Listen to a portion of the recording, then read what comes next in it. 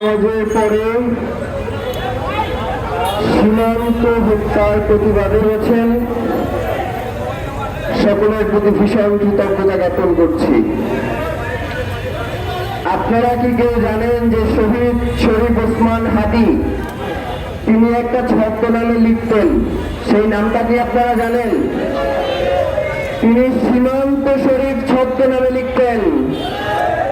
কারণ আমরা এমনই এক জিন্নতের জীবন পার করছি, সীমান্তে আমাদের ভাইদেরকে হত্যা করা হয় আর আমরা গিয়ে খাটিয়ায় করে তাদের লাশ নিয়ে আসি। এর বাইরে আমাদের আর কিছু করার নাই।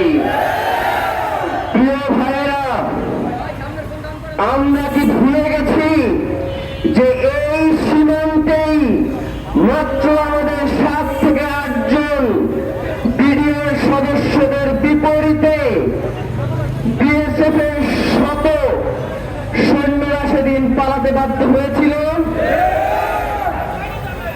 আমাদের ভাইদেরকে হত্যা যারা করবে, সীমান্তে আমাদের ভাইদের উপরে যারা আঘাত করবে, রাষ্ট্র যদি যথাযথভাবে ব্যবস্থা গ্রহণ না করে তাহলে বাংলাদেশের মানুষকে সেই ব্যবস্থা গ্রহণ করতে হবে।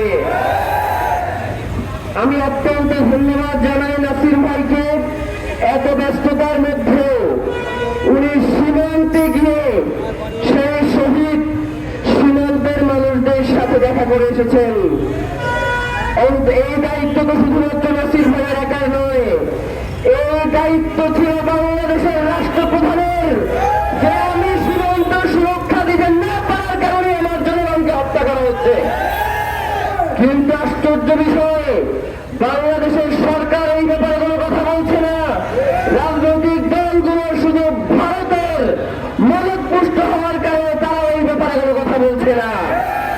কিন্তু বাংলাদেশের অধিকাংশ জনগণ যারা এই সীমান্ত হত্যার বিরুদ্ধে, একটা আন্তর্জাতিক আইন রয়েছে যে সীমান্তে অনুপ্রবেশকারীকে গ্রেফতার করে যথাযথ বিচারের মুখোমুখি করতে হবে, কিন্তু বিএসএফ কোন আইনের তোয়াক্কা করছে না।